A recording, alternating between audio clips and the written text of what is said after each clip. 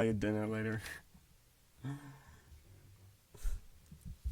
Hello, my name is Andrew Robertson, and I'd like to share something with you that I think is really important, and that is, where'd you go?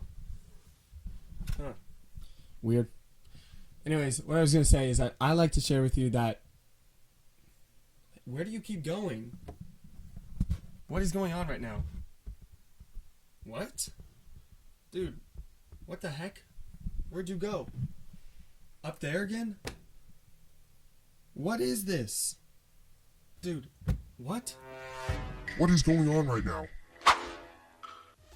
Oh my gosh, dude, I can't even focus. Okay. Stop! I can't even remember what I was going to tell you. I can't even concentrate and I can't focus. I don't know what's going on right now. Well, to you and me, that may have seemed pretty irritating just for a few moments. To a young child with a brain still forming critical pathways for attention and regulation, experiencing this kind of stimulation far more intensely can have far more consequences than it can you and I. Maybe not in such an extreme way, of course, but in more subtle ways. Much of the content children consume uses techniques that I just showed designed to overstimulate their developing minds and to keep them watching. And over time, that can have pretty negative consequences. Children's media today has changed quite a lot. It's faster, louder, more colorful, and more attention-grabbing than ever before. The goal is simple, just to keep children watching. Of course, this evidently doesn't apply just simply to kids' media. Screen time has skyrocketed in young adolescents and adults, and social media is rigged to keep us online for as long as possible. We can all recognize these tricks played on us and the negative effects it can have on us, but specifically for young children's brains, they aren't built or capable of handling this level of sensory overload. A study from Pediatrics shows that just 9 minutes of a fast-paced cartoon was enough to significantly reduce young children's executive functioning, the part of the brain responsible for memory, self-control, and problem-solving. If 9 minutes can disrupt a child's capability to think clearly and regulate themselves, imagine that multiplied to several hours of daily screen time. One of the biggest concerns researchers talk about is how overstimulating media affects attention systems. Kids' brains are incredibly plastic. They wire themselves based on repeated experiences. So, when a child watches videos filled with non-stop cuts, sound effects, and saturated visuals, Cocomelon for a harsh example, it teaches their developing brains to expect that level of stimulation on the regular. Pediatrician Dr. Dmitry Christakis explains that this kind of content can condition children's brains to require high levels of input to stay engaged, making everyday experiences feel dull or slow by comparison. This is why so many children nowadays struggle to transition from screens to real life. Real life doesn't flash or reward you every second, so a child who's used to this constant stimulation meets the inevitability of regular life experiences, they may quickly lose interest, get frustrated, or have outbursts. Additionally, it's not just attention that is affected.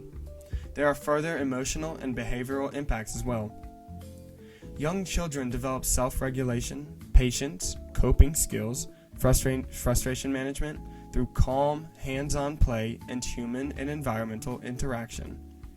When media replaces that with constant engagement, those skills aren't developed. Dr. Jenny Radesky from the American Academy of Pediatrics writes that highly stimulating digital media disrupts a child's ability to develop self-regulation and can interfere with emotional growth. So when we see more tantrums, trouble calming down, difficulty entertaining themselves without a screen, it's not just random. It's connected to how certain media overstimulates children's developing brains. And this is where content creators come in. If you're a content creator watching this video, keep in mind that you shape online children's attention, their imagination, and their emotions in very powerful ways. Of course, many creators have no intention of harming children and only want to create entertainment that's fun and algorithm friendly. Although there is some evidence that some creators do exploit children just for revenue. But that's a different conversation for a different day. You make the choices in editing your videos that have real developmental consequences. Here's the good thing. Content doesn't have to be overstimulating just to keep kids watching. One of the best and more recent examples of this is the highly praised show Bluey, which doesn't rely on rapid cuts or constant dopamine triggers. In fact, Pamela B. Routledge, a director of the Media Psychological Research Center at Fielding Graduate University, praises Bluey for its soft colors, natural dialogue, and moderate pacing that keeps kids engaged with storytelling, humor, and connection, not sensory overloading.